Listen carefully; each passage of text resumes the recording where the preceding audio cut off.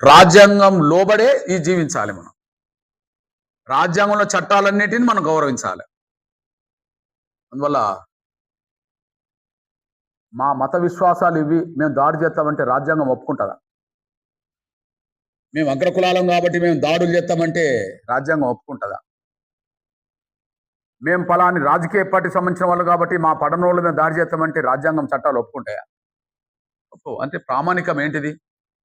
భారతీయులందరికీ అత్యంత అనుసరణీయమైన ఆచరించాల్సిన గ్రంథం రాజ్యాంగం.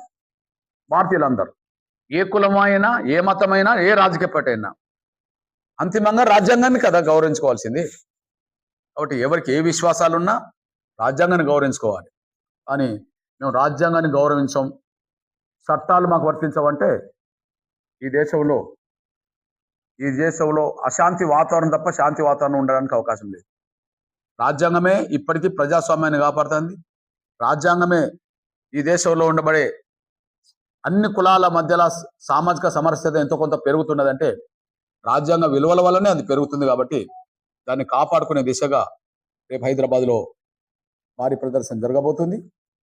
ముఖ్యంగా దేశం మొత్తం రేపు హైదరాబాద్ నగరం చూసే స్థాయిలోనే, ప్రపంచం మొత్తం హైదరాబాద్ నగరం వైపు చూసే స్థాయిలోనే అతి గొప్ప ప్రదర్శన, ఈ దేశంలో ఎక్కడ జరిగిన ప్రదర్శన, దళితుల ఆత్మగౌరవాన్ని కాపాడుకోవడానికి, న్యాయ వ్యవస్థ గౌరవాన్ని నిలబెట్టడానికి, రాజ్యాంగాన్ని పరిరక్షించుకోవడానికి ఈ ప్రదర్శన జరగబోతుంది. ఆ ప్రదర్శనలో కులాలు, మతాలు, రాజకీయాలకు అతీతంగా ఎంఆర్పిఎస్ఏ పిలుపునిచ్చినప్పటికీ కానీ ఖచ్చితంగా దళితులు అనబడుతున్న వాళ్ళందరూ పాల్గొనాలి. దళితేతరులు కూడా న్యాయ వ్యవస్థ గౌరవాన్ని నిలబెట్టాలనుకునే ప్రతి ఒక్కరు పాల్గొనాలి.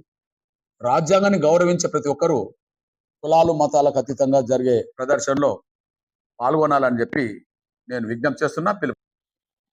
నెక్లెస్ రోడ్లో ఉండబడే అతిపెద్ద అంబేద్కర్ విగ్రహం కాడ, సెక్రటరీ ఎదురు ఉండబడే అంబేద్కర్ విగ్రహం కాడికి మా ప్రదర్శన జరగబోతుంది.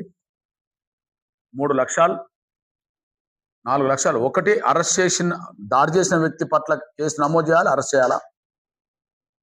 అదే సమయంలో ఇది దళితుల ఆత్మగౌరవాన్ని కాపాడుకునే ప్రదర్శన, న్యాయ వ్యవస్థ గౌరవాన్ని నిలబెట్టే ప్రయత్నం చేస్తున్నాం, రాజ్యాంగాన్ని పరిరక్షించుకునే ప్రయత్నంలో భాగం.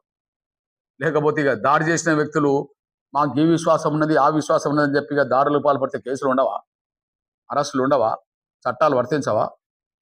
నేను అంటున్నా, ఎవరు ఏ సామాజిక వర్గాన కానీ ఈ దేశంలో ఎవరు ఏ దృక్పథంతో కూడిన రాజకీయ సిద్ధాంతాలు కలిగి ఉండనివ్వండి, ఎవరు ఏ మత విశ్వాసాలకు సంబంధించిన వ్యక్తులైనా కానివ్వండి, మళ్ళీ చెప్తున్నా, ఈ దేశంలో వేలాది కులాలు ఉన్న ఈ దేశంలో ఏ కులానికి సంబంధించిన వ్యక్తులన్నా కానివ్వండి, ఈ దేశంలో ఎన్నో దృక్పథాలకు సంబంధించిన సిద్ధాంతాలకు సంబంధించిన వాళ్ళు ఉన్నారు. రైటిస్ట్ నుంచి మొదలుకుంటే లెఫ్టిస్ట్ల వరకు అని చెప్పబడుతున్న వాళ్ళు ఏ రాజకీయ పార్టీ ఏ దృక్పథం కలిగి ఉండనియండి. అట్లనే ఈ దేశంలో ఎన్నో మత విశ్వాసాలకు సంబంధించిన గౌరవించే వాళ్ళు ఉన్నారు. వాళ్ళు ఏ మత విశ్వాసాలకు సంబంధించిన వాళ్ళన్నా కానివ్వండి, అందరూ గౌరవించాల్సింది రాజ్యాంగాన్ని. మనం